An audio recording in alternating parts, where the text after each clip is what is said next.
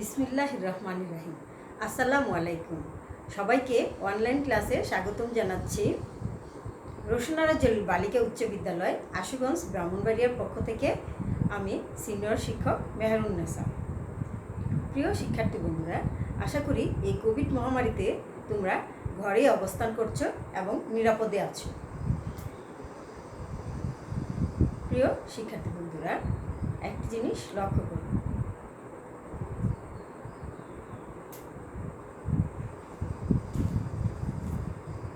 আমার হাতে কি দেখতে পাচ্ছ তোমরা? হ্যাঁ, আমার হাতে তোমরা একটি বই দেখতে পাচ্ছ। শিক্ষার্থী বন্ধুরা, আজ আমি তোমাদের নবম দশম শ্রেণীর বাংলা সাহিত্য নিয়ে আলোচনা করব। বাংলা সাহিত্যে এই বই সম্পর্কে একটি প্রবন্ধ রচনা করা হয়েছে। এই প্রবন্ধটির নাম হচ্ছে বই পড়া, লেখক প্রমোদ চৌধুরী।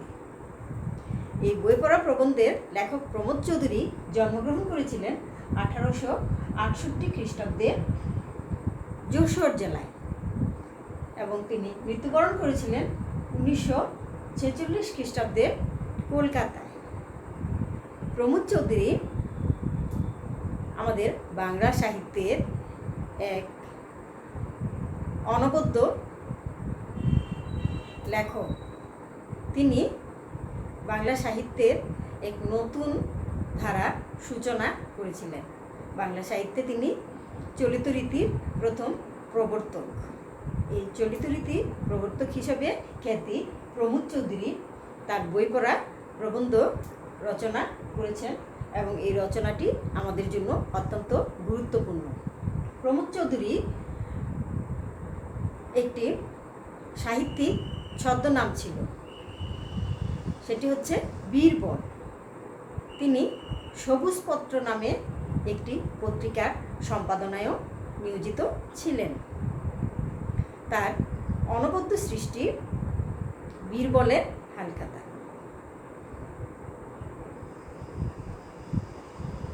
এই প্রমোদ চৌধুরী তার বই পড়া প্রবন্ধটি আমাদের জন্য রচনা করেছেন। এই বই পড়া প্রবন্ধ থেকে আমরা আজকে আলোচনা করব কিছু গুরুত্বপূর্ণ বিষয় নিয়ে। এর মধ্যে রয়েছে, প্রথমে আসো, বই পড়ায় গুরুত্ব দেওয়া হয়েছে। যেমন তিনি বই পড়া প্রবন্ধের মধ্যে এক জায়গায় বলেছেন যে শিক্ষার ফল হাতে হাতে পাওয়া যায় না। এই লাইনটির মাধ্যমে লেখক এখানে বোঝাতে চেয়েছেন যে শিক্ষা একটি দীর্ঘমেয়াদী প্রক্রিয়া, যে প্রক্রিয়ার মাধ্যমে মানুষের আচরণিক পরিবর্তন ঘটানো সম্ভব।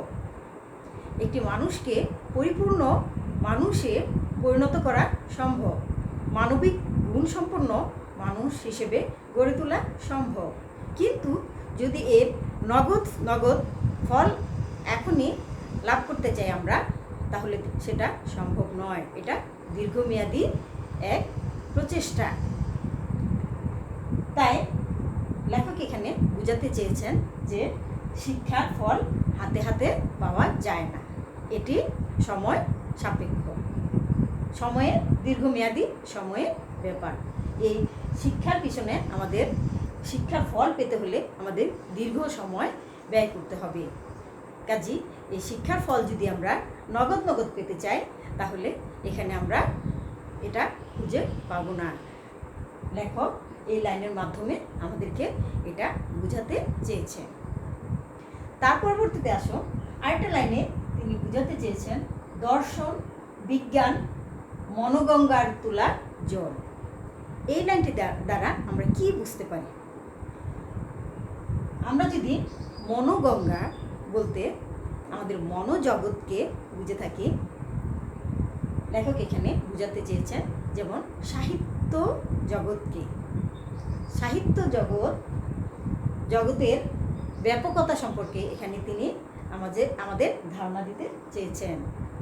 সাহিত্যের মনোগঙ্গা বলতে যদি আমরা সাহিত্য চর্চাকে বুঝি, সাহিত্য জগৎকে বুঝি, তাহলে মনোগঙ্গা অর্থাৎ সাহিত্য জগৎকে লেখক একটি নদীর সঙ্গে তুলনা করেছেন।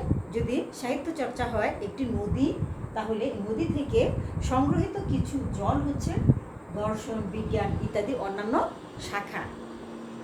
কাজী এখানে সাহিত্যের ব্যাপকতা এই লাইনের মাধ্যমে প্রকাশিত হয়েছে। পরবর্তীতে আসো, তিনি আরেক জায়গায় বোঝাতে চেয়েছেন স্বশিক্ষিত লোক মাত্র সুশিক্ষিত। স্বশিক্ষিত, স্বশিক্ষিত বলতে আমরা কি বুঝি? স্বশিক্ষিত, স্বশিক্ষিত মানে নিজে নিজে যে শিখে, নিজের শিক্ষা, নিজে শিক্ষাটাই হচ্ছে স্বশিক্ষা। আর এই নিজে যে শিখে, নিজ আগ্রহে যে শিখে, সেই ব্যক্তি সুশিক্ষিত ব্যক্তি। এই সুশিক্ষিত ব্যক্তিরাই স্বশিক্ষিত হয়। যেমন হিসাবে আমরা দেখতে পাই কবি কাজী নজরুল ইসলাম, রবীন্দ্রনাথ ঠাকুর।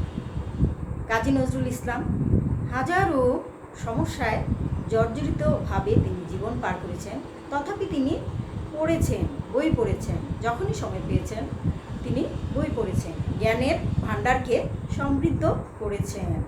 তাইলে তিনি ছিলেন সুশিক্ষিত এবং স্বশিক্ষিত। কাজেই এই লাইনটা দিয়ে আমরা বুঝতে পারি যে সুশিক্ষিত হওয়ার পূর্ব শর্ত হচ্ছে স্বশিক্ষিত। একজন সুশিক্ষিত ব্যক্তি হতে হলে তাকে স্বশিক্ষিত হতে হবে। আর এই স্বশিক্ষার জন্য দরকার বই পড়া। বই পড়ার মাধ্যমে, বই পড়ার গুরুত্ব আরোপের মাধ্যমে আমরা সুশিক্ষিত হতে পারি। প্রথমে স্বশিক্ষিত হতে পারি, তার পরবর্তীতে আমরা সুশিক্ষিত ব্যক্তি হয়ে উঠতে পারি। তারপরে আসো, তিনি আরেকটি লাইনে বুঝাতে চেয়েছেন প্রমোদ চৌধুরী লাইব্রেরি মনের হাসপাতাল। প্রমোদ চৌধুরী এখানে লাইব্রেরিকে মনের হাসপাতালের সঙ্গে তুলনা করেছেন, লাইব্রেরি প্রতিষ্ঠার গুরুত্ব আরোপ করেছেন। এখানে লাইব্রেরিতে একজন শিক্ষার্থী কী করতে পারে? মনের ইচ্ছে মতো বিচরণ করতে পারে, তার মনের ইচ্ছে মতো বই পড়তে পারে এবং মনোজগৎকে, জ্ঞান ভাণ্ডারকে, মনোজগতের জ্ঞান ভাণ্ডারকে সমৃদ্ধ করতে পারে। কাজে আমরা দেখতে পাই, যদি আমরা কেউ শারীরিকভাবে অসুস্থ হই তাহলে হাসপাতালে শরণাপন্ন হই, সেখান থেকে চিকিৎসা নিয়ে আমরা সুস্থ হয়ে উঠি।